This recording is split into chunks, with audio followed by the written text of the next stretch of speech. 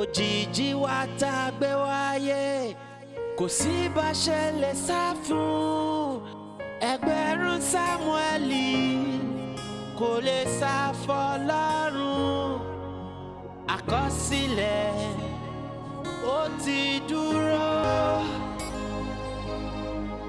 ó dúró àkọsílẹ̀ ti dúró ó dúró ó dúró ó dúró ó dúró ó dúró àkọsílẹ̀ ti dúró. Ewé kan kò ní jábọ́ lára igi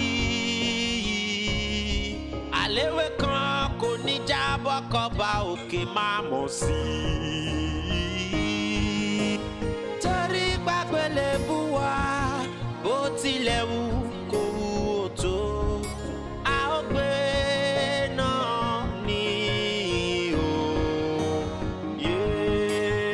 Àtòrí kan ṣe kan máa lọ lọ́rùn wa kádàrá kó lè ta ṣe.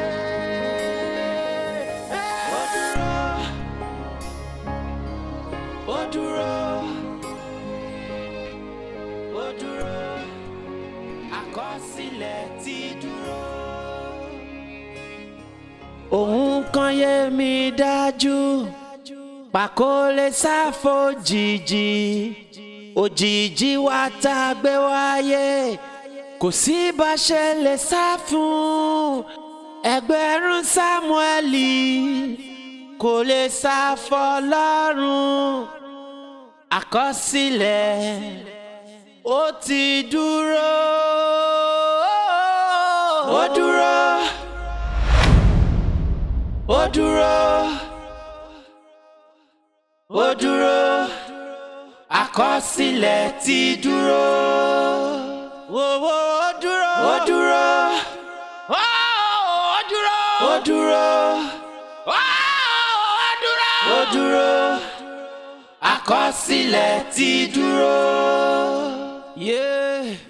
Ewé kan kò ní jábọ́.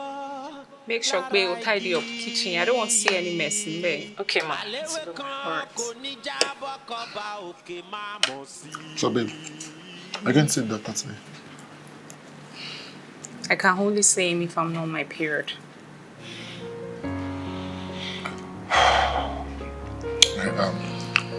Sorry about that. Come on, babe. It's okay. It's okay, babe. It's okay.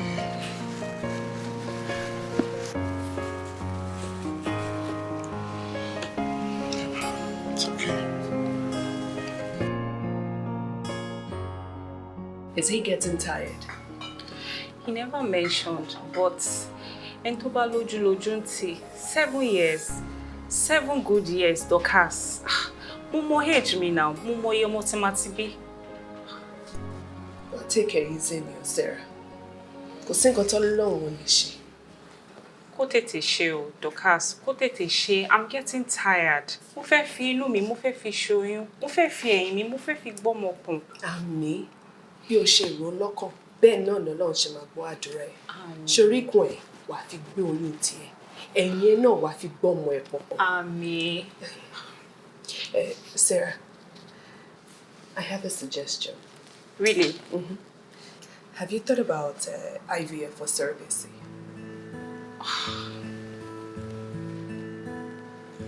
IVF, surrogacy. Would it work? Ẹ̀bùn pàtàkì ló jẹ́. Ẹ̀bùn pàtàkì ló jẹ́ o. IVF is not bad. But to be very honest with you, it's not good for you guys. Because last test, she check her pay womb water and she won't be able to carry a child for long. So I mean for 9 months. Doctor, so what do you suggest now? Already, I just advise you go for the surrogacy. You mean another person is going to carry the child? Bitterly, yes, but the thing is, there's no problem at all. Like medically, the child is still yours. The child is still yours medically because your egg and your husband's semen is what's bringing about the child, so it's still yours and everything is fine. Our egg and my semen. Exactly. So what's the gain of the surrogate mother? She's gonna be paid beautifully, and that's a gain.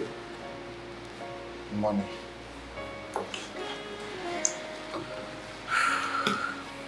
How do we go about it?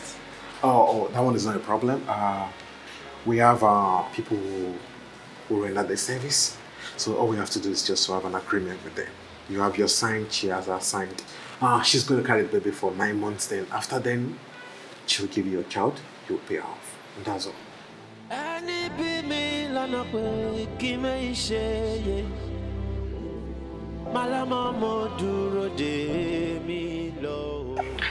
The idea is not bad, but a stranger cannot carry my baby in our womb. Babe, doctor said there is no problem, that we are safe. Kí ló expect? Tó bá ní kí àgbẹ̀ roko, ọ̀dọ̀ ẹ̀ náà ló máa ró sí. He won't tell us if there is any problem. So, who are we going to ask? Who? I don't even know. God. Why is this happening to me? I don't deserve this. It's okay, it's fine. We'll check in software. Magic card Julia line more. Let's be positive. Okay? It's gonna work. It's okay. Bakole safo jiji, òjìji wa tá gbé wáyé, kò sí bá ṣe lè sá fún, ẹgbẹ̀rún Sámúẹ́lì, kò lè sá f'Ọlọ́run, àkọsílẹ̀ ó ti dúró, ó dúró. Tani, Adunni o. wọlé. Auntie Dorcas. Báwo ni? Ẹ káàsán ma. Báwo ni? Dáadáa ni ma. A dúpẹ́. Ṣé Ṣó wà? bẹ́ẹ̀ ni mo wà. Mọ́mì náà ńkọ́? Wọ́n wà. A dúpẹ́. Auntie Dorcas, mo fẹ́ dúpẹ́ lọ́wọ́ yín ni fún gbogbo nǹkan tẹ́ ti ṣe fún mi. Despite the fact pé mi kì í ṣe family yín, we related by blood, kò sí ẹ̀jẹ̀ mi kankan báyìí lára yín, but ẹ mú mi gẹ́gẹ́ bí àbúrò yín, gbogbo nǹkan tẹ́ ti ṣe fún mi, mi mọ̀ bí mo ṣe lè dúpẹ́, mo ṣáà Ọlọ́run máa bá mi dúpẹ́ lọ́wọ́ yín. Ẹ ṣé gan ni ma. Adùn kò tọ́pẹ́, àdẹ̀ kì í dúpẹ́ ara ẹni. Tẹ́mi ò bá ṣe, Ọlọ́run á rányàn sí ẹ. So, o ní láti dúpẹ́. Ẹ ṣé ma. Tèmi ni mò ń ṣe. Àǹtí mi, ìṣòro ńlá kan ló gbé mi wá. Ṣé kò le? Ó le. Kí ló ṣẹlẹ̀? Ó le ma. Ẹ jọ̀ọ́, ẹ má jẹ́ kọ́rọ̀ mi sùn yín. Bí mo ṣe ń bá yín sọ̀rọ̀ yìí, 1 week péré ló kù tí landlady máa fi lé wa síta. Bẹ́ẹ̀ ni, mi dẹ̀ lè blame woman yẹn nítorí wọ́n ti fún wa ní time tó. Odidi ọdún méjì, owó ọdún méjì là ń jẹ. Owó ọdún? Méjì, bẹ́ẹ̀ ni. Ọdún méjì? Là ń jẹ wọ́n tá a ti san. Wọ́n dẹ̀ ti sọ pé tí a bá san, wọ́n máa lé wa síta in 1 week. Mo ṣe ní kí n wá bá yín. Mi mọ help tẹ́ lè ṣe fún mi mà, ẹ jọ̀ọ́ ẹ má jẹ́ kọ́rọ̀ mi sùn yín. Má ṣe o, Adùn. Ma. Mo pé mi lè purọ́ fún ẹ. Bẹ́ẹ̀ ni ma. This is really not the good time. Because bí o ṣe rí mi báyìí, kí n má sọ pé èmi ọ̀tá mi broke. Ọlá Ọlọ́run mo fi mí. Àmọ́ kò sí nǹkan tọ́lọ́run ò lè ṣe. Let's just hope on him.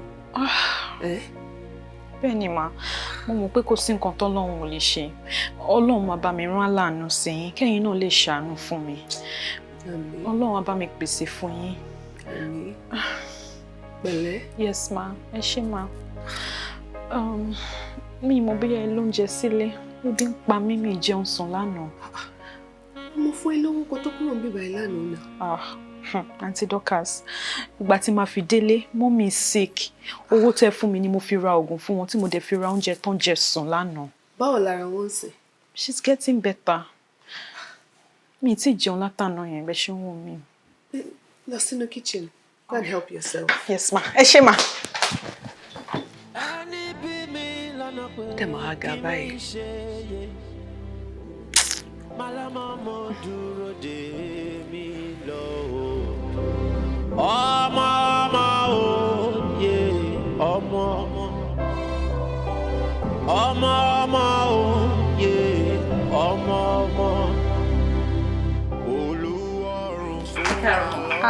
Báwo ni Àṣàbí?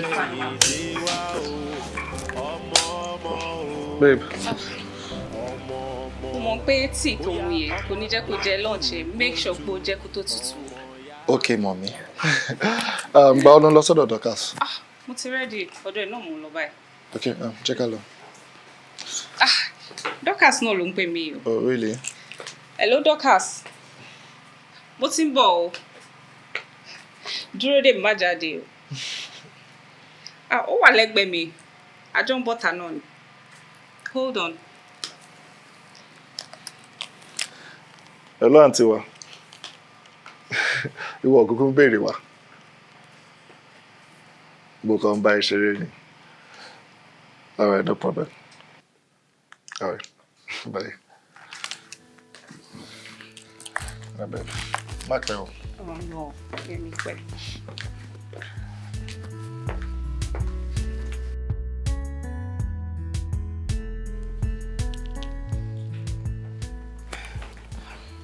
Bakare. Sure. Kí wá ní conclusion báyìí? Surrogate in there. That's good. I mean, your doctor should be able to provide someone for you, right? He mentioned, but kò lè work o. I cannot just allow a total stranger kó gbé ọmọ mi sínú. It's not possible.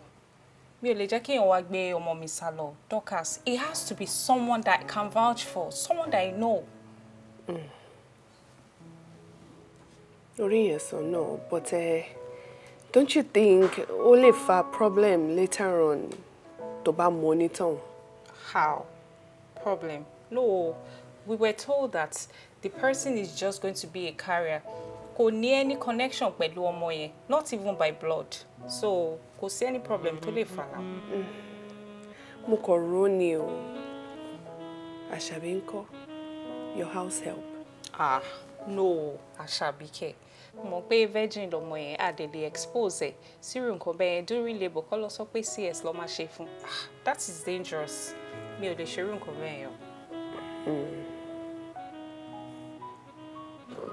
Onísòro.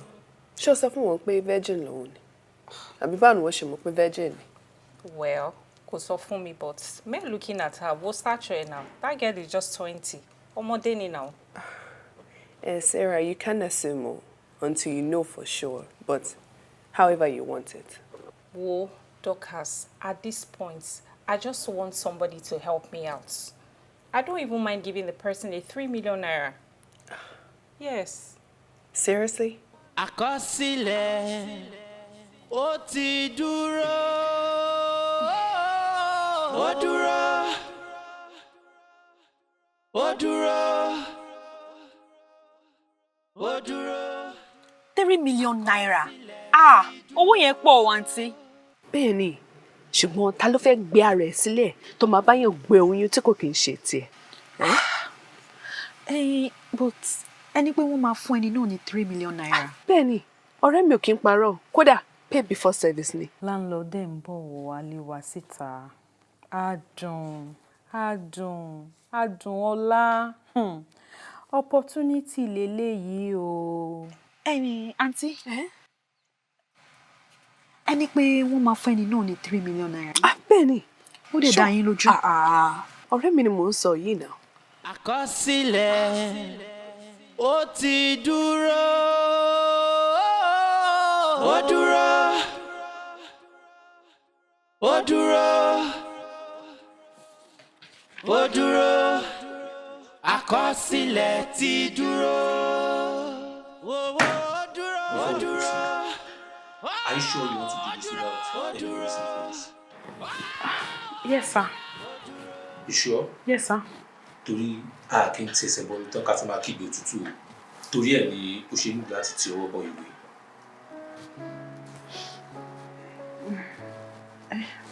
Mo ti ṣetán láti ti ọwọ́ bọ ìwé.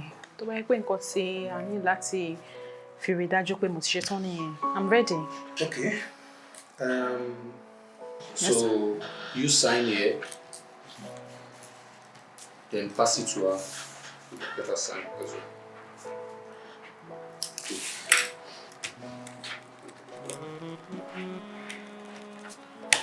You pass to her too. Auntie Dorcas. As the witness. Then.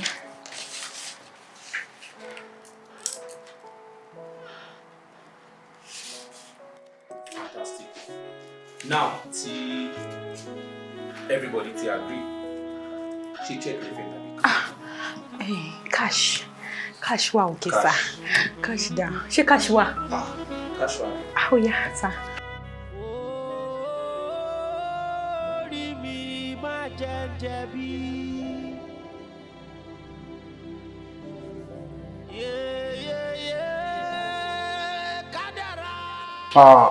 Everything is fine now. But at this point, oh, you like to stress, alright? And to about 3 months. Okay. Then I will introduce you to my colleague, Belotimashe Antinantai. Okay. Beautiful. Doctor Eshego. Got up now. Dr. Eshego, we are very grateful. Nah, it's fine. Thank you so much. Nah, it's fine. It's fine. Another important thing is we only like to match on that. You know, but she was low, you know. Tó bá ti one condition yẹn wọ́n kì í fẹ́ jẹun torí máa ń gbé wọn lé ibi àbí nǹkan so máa ń sá fún bọ̀ tẹ́yìn bá yẹn ensure epo ń jẹun then everything's gonna be fine. You trust me, doctor. Nǹkan tí mo fẹ́ gbọ́ ọgọ́ yẹn láti kò jù bẹ́ẹ̀ lọ àwọn oògùn tí mo ti kọ́ lẹ̀ make sure pé ẹgbàá yẹn kẹ́tọ̀ wà lọ. once again, Eshego. It's okay, it's okay.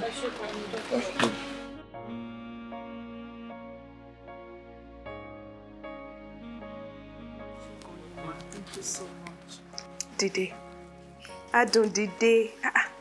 Ṣé ojoojúmọ́ ló fẹ́ máa dúpẹ́ ni? Ẹ̀yin ni mo mú owó ìwà fún. 500,000 ló wà ń bẹ̀ mà. Ẹ gbà mà, ẹ jọ̀ọ́. Mo kàn fẹ́ kẹ́ mọ̀ pé mo mọ̀re. Inú mi dẹ̀ dùn. Mo dúpẹ́ lọ́wọ́ yín fún gbogbo nǹkan tẹ́ ti ṣe fún mi. Adùn. Really? You think I'll take this from you? Ẹ jọ̀ọ́, ẹ gbà mà. Come on. Mi ì lè gbà lọ́wọ́ ẹ̀. Why? Mi ò ṣoore fún ẹ pé kò sóore padà fún mi, Adùn. Tọ́jú ẹ̀. You need it more than I do. Ìwọ ni kò mọ nǹkan tó ń ṣe. Má misbehave. Má dojú tì mí. Do not disappoint me. Auntie, ó yẹ kẹ́ trust me. Má ṣọmọ jẹ́jẹ́, I promise. Mi ní disappoint mi rárá. That's all I ask for. Báwo ló ṣe máa sọ fún mọ́mí báyìí?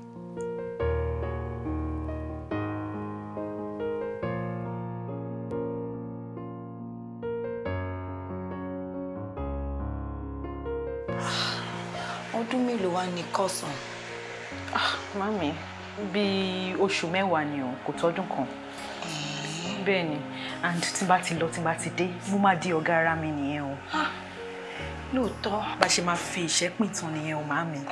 Tá máa bọ́ sínú owó lágbára Ọlọ́run. Ọlọ́run mi ò ṣeun, mo dúpẹ́ o. Ṣé pé mi náà máa padà jẹun ọmọ? Bẹ́ẹ̀ ni. Ẹlẹ́dàá mi ò ṣe Ọlọ́run mi tó gbàgbé mi o. Àmọ́ Ghana jìnnà. Mami, Ghana ò jìnnà o. Ghana ò jìnnà o. Ẹ mélòó ni màá fi lọ́nsìn tí màá fi dé? Ẹ má worry, ẹ̀yin ẹ ṣáà máa fàdúrà ràn mí lọ́wọ́. K'Ọlọ́run gbé mi lọ, kó dẹ̀ gbé mi padà láyọ̀ àtàlàáfíà. Àmín o. Bẹ́ẹ̀ ni màmí. Àmín o, Ẹlẹ́dàá mi á sin ẹ lọ. Ọlọ́run mi á ṣe ní kejì ẹ lọ́run. Gbogbo nǹkan tó bá dáwọ́ lérí ní Ghana ló máa yọrí sí rere. Bó bá ṣe ń mú báyìí, a máa jẹ fún ẹ. Àmín, àmín, àmín. In fact, nínú owó tán fún mi fún preparations, inú ẹ̀ ni mo ti yọ owó lé wa o. Bẹ́ẹ̀ ni mo ti san. Owó náà pọ̀ tó bá wọn. Mami, owó yẹn pọ̀ díẹ̀ o. Ṣé ló dàbí ẹni pé Ọlọ́run mọ̀ rán àwọn èèyàn sí wa ni. Ká dẹ̀ tún máa dúpẹ́ lọ́wọ́ Aunty Dorcas. Wọ́n gbìyànjú. Dorcas ibikíbi tó bá wọ Ọlọ́run bá mi dúpẹ́ lọ́wọ́ ẹ o. Ìwọ náà ara láàánú àtòun àti gbogbo fámìlì ẹ̀ ló máa ara láàánú. Ilé ọkọ mi. Mami, ẹ̀yin ẹ má worry. mo máa bá yín ra foodstuffs sínú ilé kí n tó lọ. Mo dẹ̀ máa send owó sí account yín tẹ́ máa fi manage. Ó ṣe ọkọ mi, ó kú tọ́jú mi, ó má tọ́jú wọ náà. Àmín, màmí. Ó má ṣe dáadáa fún ẹ. Àmín. Màmí sí yín o. Ghana jìnnà. Màmí, Ghana ò jìnnà. Mo lọ sí tí màá dé láìpẹ́. Ẹgbẹ̀rún Sámúẹ́lì kò lè sá fọ́lọ́run. Àkọsílẹ̀ ó ti dúró. Ó dúró. Ó dúró. Ó dúró. Àkọsílẹ̀ ti dúró. Ó dúró. Ó dúró. Ó dúró. Ó dúró. Ẹgbẹ́ rẹ̀ lẹ́yìn.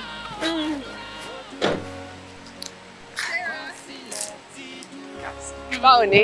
Mo wà o.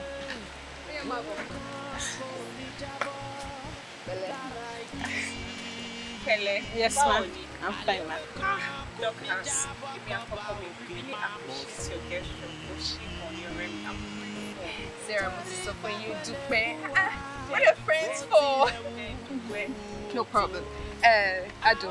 Àǹtí Dorcas, jọ̀ọ́ torí Ọlọ́run, má gbàgbé gbogbo ọ̀rọ̀ tí mo ti bẹ́ẹ̀ sọ. Ṣe dáadáa, ẹ ṣe jẹ́jẹ́. Ọ̀rẹ́ mi máa tọ́jú ẹ. Ó yẹ kí ẹ jẹ́rìí mi, má ṣe dáadáa. I trust you. Yes, ma'am. All right, my dear. Wàá pè mí tó bá ti dọ́dọ̀ wọn. Bẹ́ẹ̀ ni, ma'am. Ó máa tọ́jú ẹ̀, you have nothing to worry about. I trust you. I'll miss you. I'll miss you too, ṣá pè mí. Bẹ́ẹ̀ ni, ma'am. All right, Sarah. Ó dàbọ̀. Ó dúró. Àkọsílẹ̀ ti dúró. Ó dúró. Ó dúró. Ó dúró. Àkọsílẹ̀ ti dúró. Ọba tí kì í ṣe bí nìyàn. Àlọ́ba tí kì í ṣe ká ní. Òun ló mọ tẹ́nì kankan kò mọ̀. Òun ló rohun tẹ́nì kankan ò rí. Mo dúró lé ọ, má ṣe já mi kulẹ̀. Èmi kò Let's go inside. lẹ́nìkan. Nítorí ẹ ṣàánú, kábíyèsí ṣàánú mi o, torí pé kò lẹ́nìkan. Ṣàánú o, kábíyèsí ṣàánú mi o, torí pé kò lẹ́nìkan. So this is your new house. I hope you like it. Yes, I love it. I love it. Mo ti bá ẹ set up TV so lè wo YouTube, Netflix, anything tó bá wọ̀n ẹ́. Thank you, sir. Tó bá dẹ̀ need anything, bèrè lọ́wọ́ ìyàwó mi. Ṣé ti gbọ́? Yes, sir. Ẹ ṣé, sir. Àwa ti reserve ibi tá a máa sùn, so a máa wà pẹ̀lú ẹ níbí by dollar. Wow. Yes, ma'am.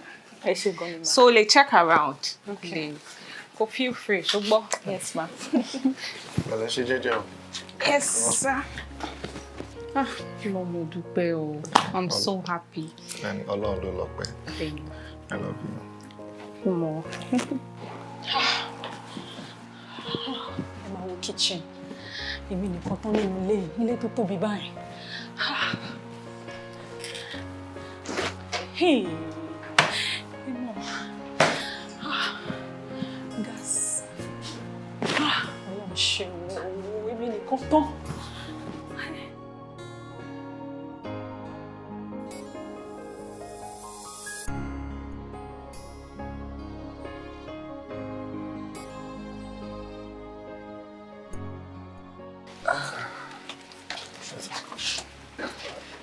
Jẹ́ kí n bá ìtì. Bẹ̀rẹ̀. Yes, sir. Àwa ti ń padà nìyẹn, and don't forget all that we discussed. Of course, ma. And again, má rojọ́ fẹ́ ní kankan. I won't, sir. Show here. Bẹ́ẹ̀ni, sir. Okay, good. In case o lè need cash, So ẹ tún fẹ́ fún mi lówó. délé mi. Ẹ ṣé gan ni, thank you so much. Thank God. Ẹ ṣé sir. Jẹ́ ká máa lọ. Ẹ jẹ́ kí n bá yín ṣí gate. Kí ló dé? Ṣé o try láti sọ fún wa pé tá bá ti kúrò níbàyí, àwọn stressful things ló máa ṣe ni? Má stress ara ẹ̀ ṣùgbọ́n ìwọ wọlé máa ṣe. Má ṣe má wọlé. Má ṣe wàhálà o. Yes ma. Don't stress yourself. Ẹ ṣé gan ni, thank you so Ṣùgbọ́n má much. ṣe wàhálà o. Okay. Safe trip. Ó ṣé. Ó dàbọ̀. Go take care. Yes Má ma. stress ara ẹ̀ o. Má pè yín. Ṣùgbọ́n. Yes sir. Ẹ ṣé sir. All right, ó dàbọ̀. Kan yé mi dájú, pàkó lè sáfò jìjì, òjìji wa tá a gbé wáyé, kò sí bá ṣe lè sá fún. Ẹgbẹ̀rún Sámúẹ́lì kò lè sá f'Ọlọ́run. Àkọsílẹ̀ ó ti dúró. Ó dúró. Ó dúró. Ó dúró. Àkọsílẹ̀ ti dúró. Ó dúró. Ó dúró. Ó dúró. Ó dúró. Ó dúró. Àkọsílẹ̀ ti dúró. Yeah. Ewé kan kò ní jábọ́ lára igi. Doctor, you are indeed a good friend. Sarah, ṣó fẹ́ kí mi pa ni? I wouldn't believe that if the case was reversed, you would do the same for me. O ní láti dúpẹ́ náà dúpẹ́ ara ẹni. So very soon I'm going to be a mother. Very soon, o. Agbára Ọlọ́run. Oh, mo bínú mi ṣe dùn tó. Like, I'm so happy. I can't wait. You can't wait. We can't wait. Kí ló ń bá mi sọ? It's real, my dear. Òun kan yé mi dájú, pàkó lè sáfò jìjì, òjìji wa tá a gbé wáyé, kò sí bá ṣe lè sá fún. So our big baby on the way. To the good news I heard. So long life with our big baby.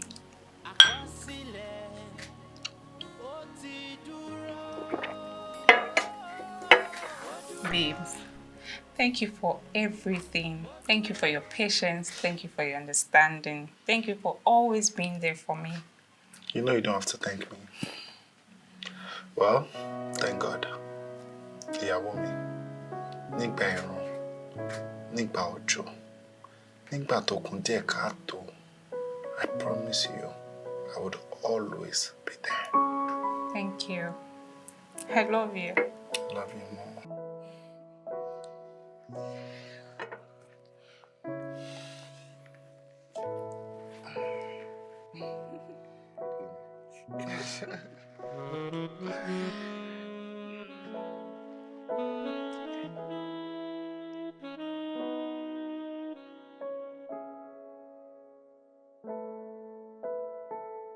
Hello mami. Ẹ pẹ̀lẹ́ ọkọ mi. Ara mà ẹ ká sọ máa ṣe wá okay. Báwo wà ní school? School wa o ń lọ dáadáa, a dúpẹ́ lọ́wọ́ Ọlọ́run. Wo má ṣe jẹ́jẹ́ o. Ọlọ́run ṣeun, òkúkú ti fẹ́ parí. Báwo lẹ̀yin náà ṣe wá okay? Àárọ̀ ẹ ló kúkú ń sọ mí ni mo ní kí ìpè kí tí ẹ gbóhùn ẹ̀. Ní pé ríra, ẹ má worry, díẹ̀ náà ló kù. Ṣé gbọ́, èmi gan ti sàárò yín náà. Mami, ṣé kò sí nǹkan kan? Ṣówó ṣì wà lọ́wọ́ yín àbí kí n bá yín send? Owó ṣì wà lọ́wọ́ mi. Eléyìí tó fún mi gan mi ò tí ì ná débì kankan. Ló dáa mami, kò sí wàhálà. Ẹ jẹ́ kí n pè yín padà, mo ń lọ class. Ó dà, pẹ̀lẹ́ kó pè mí o. Ọlọ́run á fi yí ẹ. Àmín, àmín. Pẹ̀lẹ́ ọkọ mi. Ó ṣe gan. Màá bẹ́ẹ̀ sọ̀rọ̀ létà.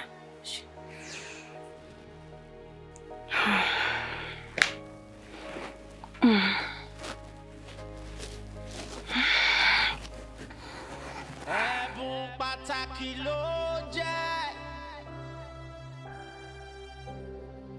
Ẹ̀bùn pàtàkì ló jẹ́ o. Ẹ̀bùn pàtàkì ló jẹ́. Kábíyèsí fi fún mi. Hello ma. O ti lọ sọ́dọ̀ doctor yẹn àbí? Bẹ́ẹ̀ ni mà, a ti ń lọ. Whatever it is, jọ̀ọ́ jẹ́ ká mọ̀. Pàtàkì ló jẹ́ o. Ẹ̀bùn pàtàkì ló jẹ́. Welcome, ma. Thank you. All right. Can I start the trip now? Yes. Okay, all right. Òrófó jẹ̀ǹkù fáwọ́kọ́. Àdàbà jẹ̀ǹkù fẹ́lẹ́. Òrófó jẹ̀ǹkù. All right, no problem. Ó ṣe gan. Babe. Ṣé o ti ń lọ sọ́dọ̀ doctor? Ẹ ó ti lọ. Oh God. Ṣé bàbá yìí náà lọ lọ́gbẹ̀? Òun náà ló lọ gbé. Okay. Ẹ ṣáà sọ fún kó má ṣe wàhálà o. Kó jọ torí ọmọ wa. You should trust me on that. I'm trust you. overworking on it. Ọmọ Àṣàbí ìdá. Àṣàbí! Àṣàbí! Ma? How long ló máa take plantain láti jiná látẹ̀ǹkan? Ẹ má bínú mà, ó kù díẹ̀. Be fast and hurry up. Baby, máa fẹ́ kó pariwo. Oh, I'm so stressed out. Plantain at Kilamaje. Still. I want egg. Ìwọ àti egg. That's my funny. I hear you. Dear man. Pẹ̀lẹ́, kí ló ṣe?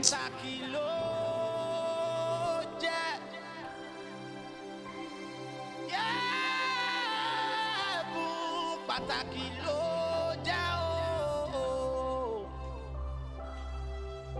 Ẹ̀bùn pàtàkì. Adéwọlé.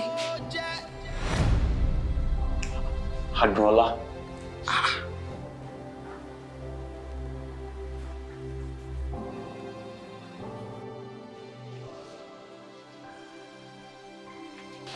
Wọlé.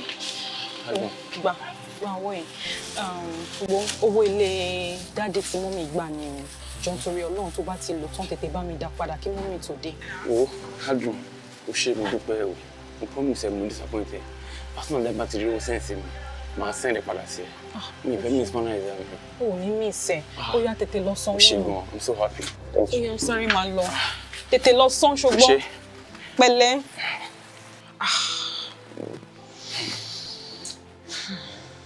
Ṣèbí rírò ní ti ènìyàn, ṣíṣe ní tọlọ́run. Owó school mi ń fẹ́ lọ san lọ́jọ́ yẹn. N kò dédé receive call kan tó ní mo win lọ́tò ni. Chance yẹn ló gbé mi lọ sí Dublin. Kò sí ìgbàkigbà tí èrò ò kí n sọ sí mi lọ́kàn. Mo dẹ̀ mọ̀ pé èmi àti ẹ máa fojú kan ara wa lọ́jọ́ kan. Káṣá máa dúpẹ́. And Daddy dáwó yẹn padà fún mi o. Of course, I'm padà fún ẹ. He has to make sure he return the money back to you. And after that time, kò sí fún lọ́wọ́ ẹ, kò sí ti máa ṣe ríṣẹ́. Ṣé o ti yé ẹ? I understand. I can see that you're not married. Táwa ni lucky guy báyìí. I'm not married though. You're not married? Báwo ni tẹ́lẹ̀ ṣe wá jẹ́? Adéwọlé, long story nìyẹn. Long story. Bẹ́ẹ̀ni. Àbí wo ni Dr. Fela rí fásitì mi ni? Èmi náà mà ní o. Fuck. Kí ló ṣẹlẹ̀? That's a very critical issue. But Ọlọ́run á fún wa ṣe. Critical. I'm telling you, it's very, very critical. Hello ma, a ní kò yé mi náà, kò yé mi nǹkan tí doctor ń sọ. Doctor ṣáà sọ pé complications wà. How? Critical báwo? Bí doctor yẹn ṣe ń sọ̀rọ̀ kò yé mi, ó dà ń pé tí n bá fẹ́ bímọ, chances of survival mi máa slim o. Because wọ́n ní complications wà. Wo jẹ́ kí n pè é padà. Kí lẹ sọ? Màá pè é padà. Okay ma. Ẹ jọ̀ọ́ màá máa retí call yín o, ẹ jọ̀ọ́ o. Babe. Adúnọlá mà ló pè mí. Ó ní doctor sọ pé chances tóun máa fi bímọ ó slim. O serious àbò òṣèré? Mo serious now. Báwo ni ẹ ṣe ṣẹlẹ̀? I don't know. I can't even think straight. Dr. Adémọ́lá ò sọ yẹn fún mi tẹ́lẹ̀ náà. Doctors don't say anything for me. I think we have to see the doctor. There's a problem. Yes, we need to see the doctor. We need to see the doctor. Okay, check out. Let's go.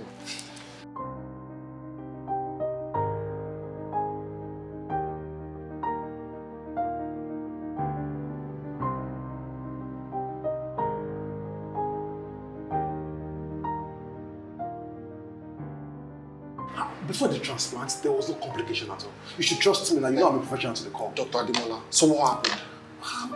Well, pregnancy complication. And it's very reasonable women. So what do we do now? Prayers.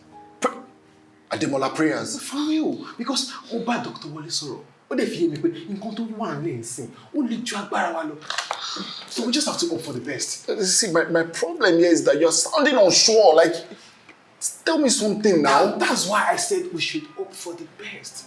And at this moment, you don't even need to step far away from her. You need to always be there for her because it's really affected. Oh no. Sorry, babe, it's okay. Just calm down, okay? Calm down. Just calm down, Help! Help!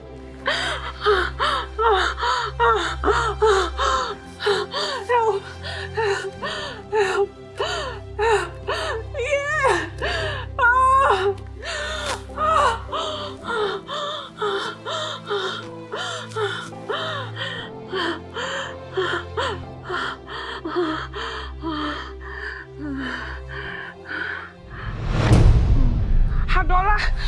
Hadola! Kilo, look at me. Look at me. Kilo. I'm not okay. Kilo. Mi ò wà okay rárá. Look at me. Something is wrong. I'm not okay. Look at me now. Look at me. Look at me. Look at me. Look at me. Kilo. It's okay. Alani, just. Dorcas, bí mo ṣe lálàá nìyẹn. Àyà mi já. I was scared. Irọ́ ni o. I'm telling you. Ọmọ kò mọ̀ kàn ní ìṣòro pé kò sọ̀rọ̀ tán ni o. Kí èmi tó sọ tèmi o. Ṣé o mọ̀ pé aláì gangan lèmi náà lámọ́jú? Ṣé ìṣe pé problem wà báyìí? I rebuke every form of problem in the mighty name of God, Dorcas. Kí la máa ṣe báyìí? What do we do? Ọlọ́run má jẹ́ ká wọṣọ pé ká fi rọ́kọ ọba o. First off, èmi sì block number kúrò lórí phone mi o. Èmi àtọkọ mi o. Ọmọ ni mo fẹ́ bí o. Mi ò fẹ́ wàhálà o. But do you think that's the next thing to do? Then what? Ó dà pé o mọ offense tó máa charge wa fún. If anything there comes up, mi ò fẹ́ wàhálà, Dorcas. Ṣé mi náà máa block number ẹ̀ báyìí? You should o. We mean no harm o. Torí kò sẹ́nibọ̀dì tó máa lajú ẹlẹ̀ kí kàlùbọ̀ kò wọ̀. Àdùn ńlá. Oore dẹ̀ lọmọ yìí fẹ́ ṣe fún wa o.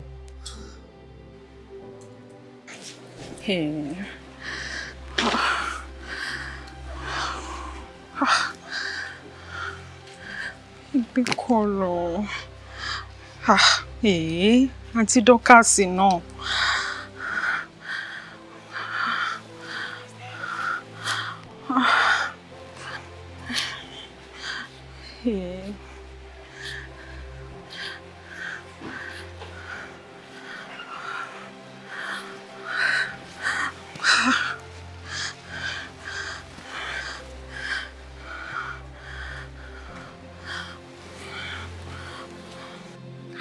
Àǹtí Dorcas, mo gbé kọ́ mi.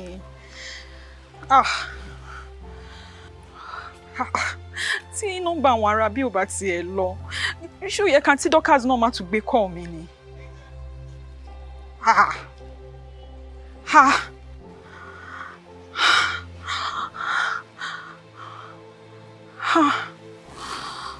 Tèmi bá mi.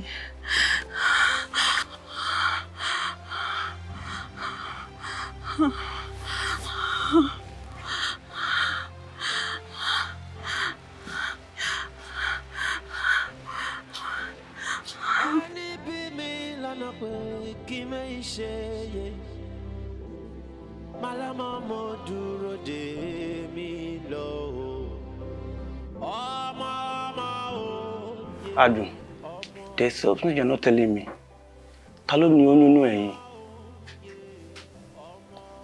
Because láti ìgbà tí mo ti ń wá sí ibàyìí, mi ò rí anybody pẹ̀lú ẹ̀. Mọ́mì ńkọ́? Ọkọ ẹ̀ ńkọ́? Mo ti sọ fún ẹ so many times pé mi ò tíì marry. Mi ò tíì marry. And besides, Mọ́mì wà, she's fine.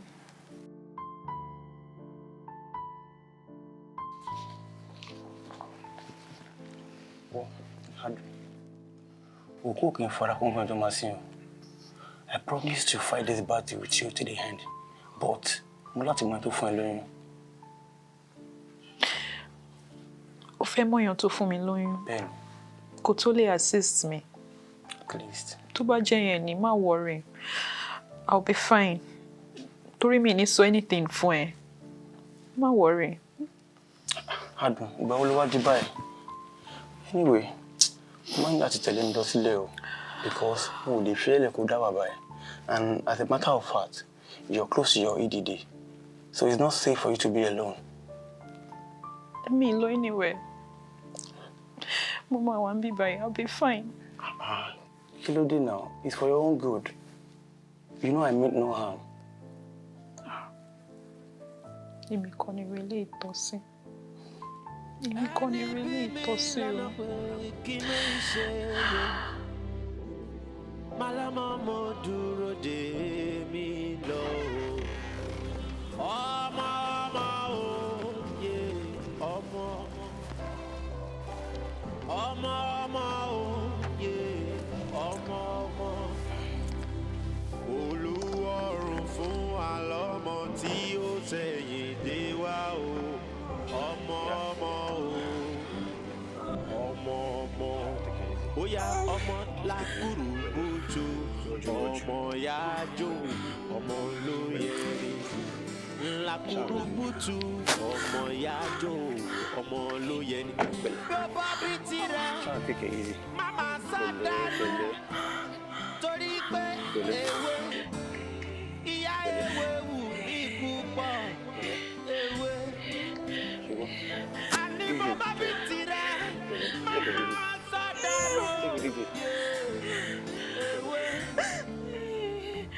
Nurse.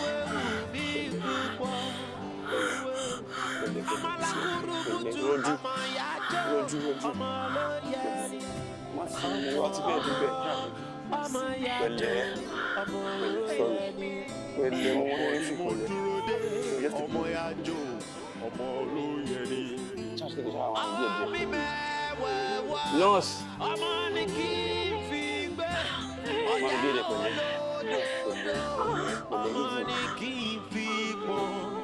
Ẹ̀bùn pàtàkì lọ́mọ bíbí jẹ́. Nurse. Ẹ̀bùn pàtàkì lọ́mọ bíbí jẹ́. Òun kan yé mi dájú.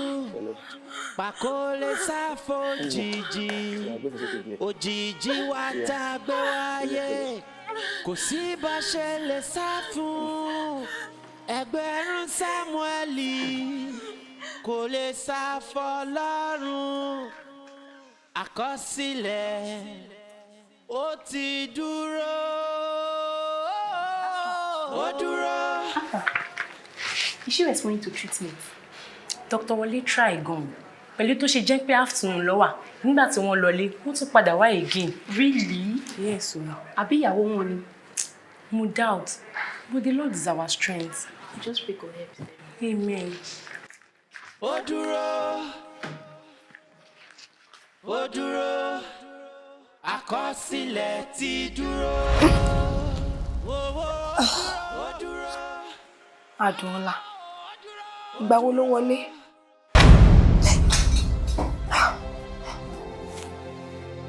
Adùnọlá, ṣé mo ń lálà ni? Mo rí nísinsìnyí. Adùnọlá. Adùnọlá. Adùnọlá. Mo rọ́mọ mi.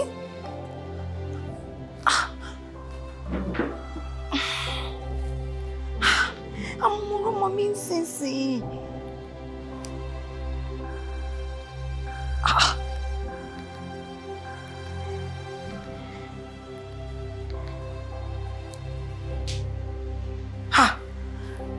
Aago ìwà ń pípa. Kábíyèsí. Kábíyèsí. Aago ìṣe wà ń pípa náà. Aago ìwà ń pípa. Orí mi lẹ́jà mi.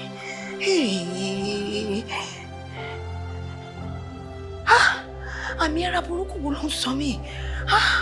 Olúwa mi ẹlẹ́dàá mi. Kábíyèsí. Ọkọ ṣoṣo tó wà lọ́wọ́ mi. Kábíyèsí. Bàbá mi àtọlọ́run mi. Kábíyèsí wọ nìkan ni ò béèrè lọ́wọ́ èèyàn. Jehovah, nípa agbára rẹ, bàbá, ibikíbi tí Àdùnọ́lá ọmọ mi bá wà, bá mi dáàbò bò, bá mi dáàbò bò, fiṣẹ́ ẹ ṣọ́. Má jẹ́ kí ojúkójú rí ọmọ mi. Bàbá, gbogbo ẹnikẹ́ni, èèyàn bí èèyàn, ọ̀tá, èèyàn burúkú tó bá níbo ní ọmọ mi Àdùnọ́lá fẹ́ gbégbà, bàbá gbogbo èrò ọkàn wọn ní burúkú sí ọmọ mi. Bàbá bá mi fi bú, bàbá bá mi fi bú, ogun rẹ̀ bá mi fi bú, ẹ bá mi fi bú, ẹ bá mi fi bú, gbogbo nǹkan gbogbo èrò tó bá gbìtẹ̀ lórí ọmọ mi, mo ní back to sender.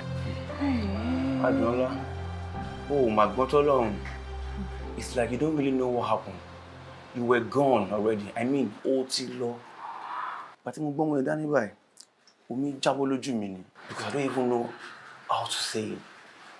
Mo gbé báwo ni máa ṣe pariwo síta fáwọn nurses mi pé kó wá park remain there. I was shocked. I was shaking. Tí wọ́n wo ẹ báyìí mo kò lè find out pé ó sneeze ni. So ọ̀rọ̀ ẹ̀ ń ṣe ọ̀rọ̀ ẹkún rárá o. Miracle ọ̀rọ̀ ẹni o. Wọ́n ti máa ń sọ̀rọ̀ miracle. This is the first time I'm experiencing it. So má ké rárá. Ó yẹ kó máa dúpẹ́ ní kó gbàlù kó máa jó ni. Mo fẹ́ kó gbàgbé ọ̀rọ̀ àwọn pípọ̀ yẹn ni o. Gbogbo nǹkan tí wọ́n ṣe tí wọ́n ní wọ́n ṣe tọ́lọ́run. Tó ti yẹ ṣàpò má dúpẹ́ ní tiẹ̀ ni o. Má bàrà jẹ́ rárá. Ọ̀rẹ́ òun ṣọ̀rọ̀ ẹkún rárá. Ṣùgbọ́n. Ṣọ̀rẹ́ tèmi kúkú yé mi. Ọ̀rọ̀ tèmi ni òye ẹ̀. Well, it's okay. A dúpẹ́ lọ́wọ́ Ọlọ́run. Mo dẹ̀ fẹ́ dúpẹ́ lọ́wọ́ ẹ̀. Ó ṣé gan ni. Thank you so much. Nítorí ọpẹ́lọpẹ́ ó kú àdúró tì mí. Ó ṣé gan ni. Ọlọ́run la máa fọpẹ́ fún. Ọ̀rẹ́ ó ṣe mí kàyéfì gan-an. Láti dúpẹ́ fọ́lọ́run. Mo ní láti délé. Ìgbà wo lẹ máa discharge me? I need to go home. Kí n tiẹ̀ rí mọ́mì mi. Calm down. Ó wà okay. Ọmọ náà wà okay. So láìpẹ́ ya máa discharge ẹ̀. Mo ṣàfẹ́ rí mọ́mì mi kí n lè ṣàlàyé fún wọn gbogbo bí mo ṣe rìn, kí n tẹ̀lé explain nǹkan gangan tó ṣẹlẹ̀ fún wọn. No matter what happened, I still love you and I still want you.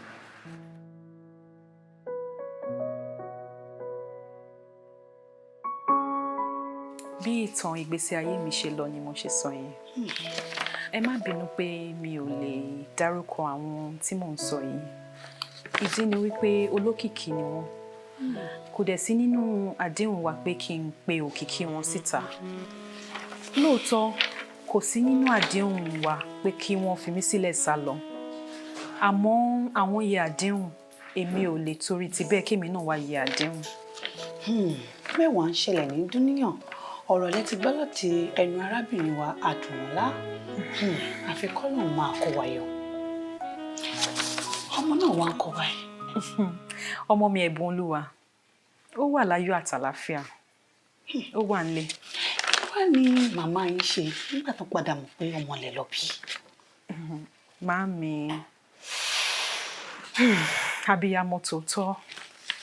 Abiyamọ lọ́jọ́ tí ogun le. Màámi bínú. Kò sẹ́ni tó máa ṣe tí ò ní bínú. Màámi bínú. Ó dùn wọ́n gan ni. Àmọ́ àwọn àgbà náà ló máa ń sọ pé tí a bá fi ọwọ́ ọ̀tún bọ́mọ wí, a fi tòsì fà á mọ́ra. Màámi ti dáríjì mi. In fact, bí mo ṣe ń sọ̀rọ̀ yìí, àwọn náà ni ẹ̀bùn Olúwa wà lọ́dọ̀ wọn. A jọ ń tọ́jú ẹ̀ ni. Tó ẹ̀yin aráalé á ní rí ìjùmọ̀ báyìí lọ́sẹ̀ yìí lọ. Mo lérò pé ẹrẹ́gbọ̀n kan àbí kejì kan lórí ètò lénìí. Ẹ já dókè lọ́nà, á padà wá. Oh my God, she's alive. She had the baby. What have we done? Oh my, mo need láti pe Dorcas. I need. Kí ni Dorcas fẹ́ ṣe? Dorcas ò sí around now. I just need to call her. I need to call her. I don't care. Ẹni bí mi lọ́nà pé kí mi ṣe yé. Màlámọ́ mo dúró dè mí lọ. Ọmọ ẹ jọ̀ọ́, ẹ̀bẹ̀ kí lẹ ń bẹ̀ mí gangan? Nítorí ọ̀rọ̀ yín ò yé mi.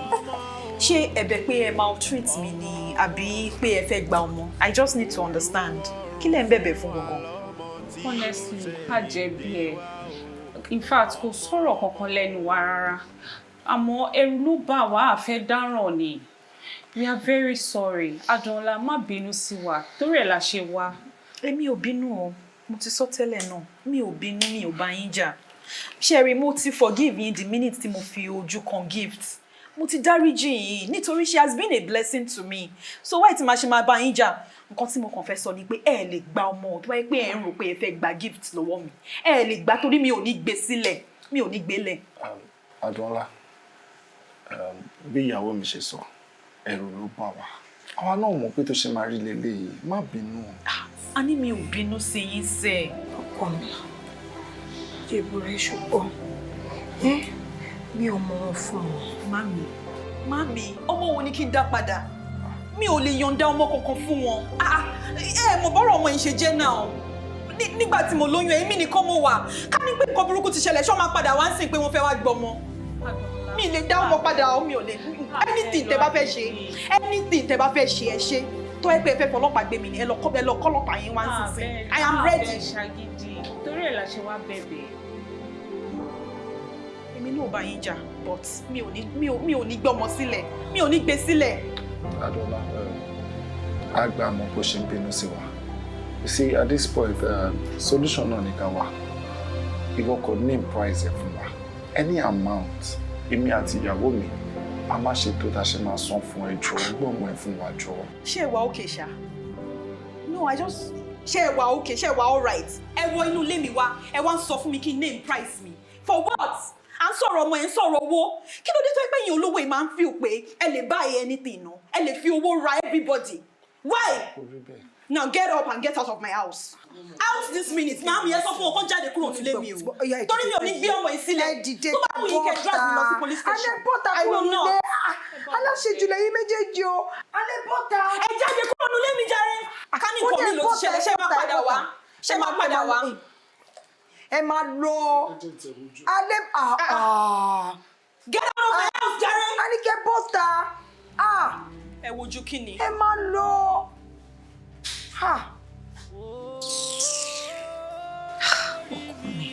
Mami, má bínú. Má bínú sí wọn. Gbogbo àlàyé tó ṣe kalẹ̀ gbogbo ẹ̀ náà ni mo gbọ́ jọ tó lọ lọ. Àní dá wọn lẹ́bi délẹ̀ jọ. Jẹ́ kí inú ẹ̀ yọ sí wọn. Jọ nítorí ọlọ́kọ mi. Bí ọmọ yìí fún wọn. Wo ìwọ ló ní ọmọ ẹ. Ó dẹ̀ ti wà níwèé ìtàn pé ìwọ ló ta ẹ̀jẹ̀ sí lórí. Gẹ́gẹ́ bí mo dẹ̀ ṣe máa ń sọ fún ẹ. Ibi wà nù rẹ̀. Tí kì bá ń ṣe bí wọ́n ṣe wùwà, ó ṣeé ṣe kó má pàdé Adéwọlé.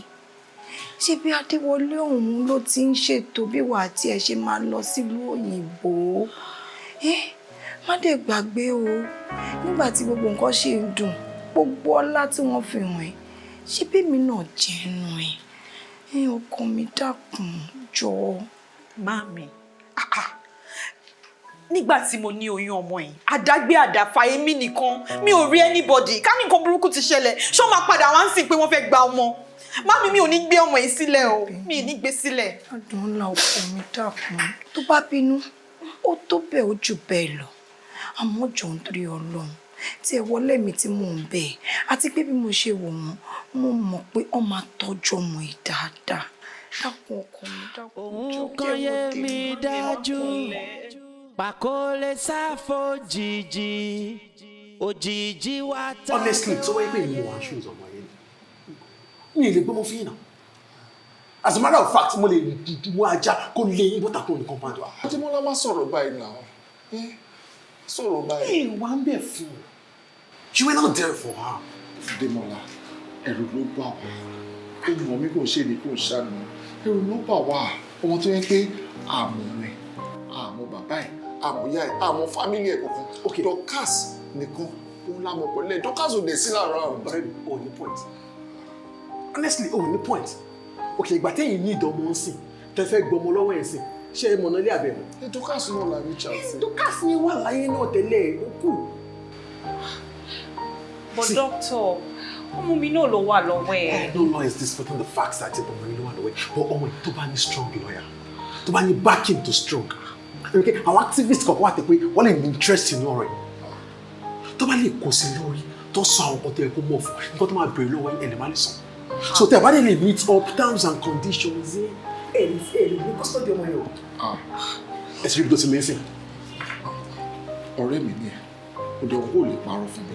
At this point, what do we do? What can we do? Practically, this issue must not go to court. So you have to keep begging this lady. Begging. Ademola begging. I know Ben náà ni kò gbọ́. Kò tí ì tó ní ẹ̀ tí ìsọ̀kò tó fẹ́ gbọ́ ni. See, alright, let me advise you. Tó bá jẹ́ pé need care renegotiate. You get renegotiate carefully iye tó bá fẹ́ gbà. Tágbára yín dé ká nísìn kẹ́lẹ́ bọ́ mi sọ́dọ̀ sí. See, Ademola, you see my problem here is that you think this is so easy. This lady seems not interested. She doesn't want money. She doesn't want anything. She doesn't even want to see us. I totally understand your pain right now. But the same way you are feeling, I'm very sure people should not feel buying on you. It's easy for you. So please, you have to keep negotiating with her. Whatever it takes. Láti ṣe, láti rí pé again custody ọmọ yín before Korea to make a secret. Please, already, please do it. So I'm a baby, no. You can't tell the machine on you. And it's unfortunate. Irú àwọn kan báyìí, wọ́n ló máa send bad signals sáwọn tó máa ń ṣe surrogate mothers. Because irú nǹkan tẹ̀yìn ṣe ń sìn, tẹ̀ neglect, tẹ̀ dá sí, tẹ̀ ṣe anything, tẹ̀yìn mi bá gbọ́rọ̀ situation ń sìn, kò ní interest, ó náà wúwà bí ó ṣe dá. So it's very important you both, the both parties, can fulfill part agreement. We all know these people are doing it basically for money and for care and everything. So you have to be there for them. Make them feel important. So kò ní ro wọ́n lára àti gbé ọmọ tó bí nínú wọn àti gbé fún wọn. Please, it's very important. And madam, Ogun, please make sure you stay truthful to me. Them and do that, them and say so. Tell them the shit. And all now what's my favorite. So you just get them on your way out. Oya ọmọ lakurukutu, ọmọ yajo, ọmọ lóyèrè. Ṣẹ́rí kó dábàá ṣe ní sọ̀rọ̀ fún. Sùúrù ló ṣohun gbogbo. Sùúrù máa ń tún nǹkan ṣe ni. Kẹ́dẹ̀ máa wo. Èmi ò mọ̀ tẹ́lẹ̀ pé obìnrin lè bá obìnrin ẹgbẹ́ ẹ̀ gbé oyún. Wọ́n máa ṣe. Débi pé máa wá bímọ. Èmi ò mọ̀ kán ṣerú ẹ. Surrogacy ló ń pè. Bẹ́ẹ̀ ni. Ó tiẹ̀ dá. Ìyẹn ni pé kò sóbìnrin tó máa jẹ́ àgàn. Ẹ̀bùn pàtàkì ló jẹ́. Ẹ̀bùn pàtàkì ló jẹ́ o. Ẹ̀bùn pàtàkì ló jẹ́. Ẹ jọ̀ọ́ nítorí Ọlọ́run, ẹ bá mi tọ́jú ẹ̀bùn Olúwa. Ẹ jọ̀ọ́. Adùn, máa tọ́jú ẹ̀, in fact, máa tọ́jú ẹ̀ ju bó ṣe rò lọ. Adùn ó ṣe gan-an. Oh, you tell. Àmín. Favored. Àmín. I'm so grateful. God bless you. Àmín. Ọlọ́run ni ká máa fọpẹ́ fún. It's okay. Gbogbo nǹkan tó ṣẹlẹ̀ mo ti gbàgbé ẹ̀. Ẹ wo, ẹ ṣe lọ́tùn, ẹ ṣe lósì. Gbogbo yín ni mo dúpẹ́ lọ́wọ́ ẹ̀. Ẹ ṣe mo ṣe ọkọ mi. Adùn ní ká dúpẹ́ lọ́wọ́ ẹ̀ mà. Adùn kí tó lọ bí báyìí máa ṣe transfer 5 million naira sí ẹ. So wàá lè bẹ̀rẹ̀ any business of your own. 5 million naira. Ẹ ṣé o. Ẹ ṣé. Mami. Also, Adùn, anytime tó bá ń wẹ̀ ló lè wá wo ẹ̀bùn Olúwa. You are free. In fact, àti ẹni change orúkọ ẹ̀. Orúkọ tó sọ báyìí, òun ló máa jẹ́. I would like to adopt you as my junior sister. Mami. In fact, you have given me the greatest gift of my life. Thank you so much. God bless you. Amen. Thank you so much. Thank you so much. Thank you so much. Ẹ̀bùn pàtàkì ló jẹ́. Ẹ̀bùn pàtàkì ló jẹ́ o.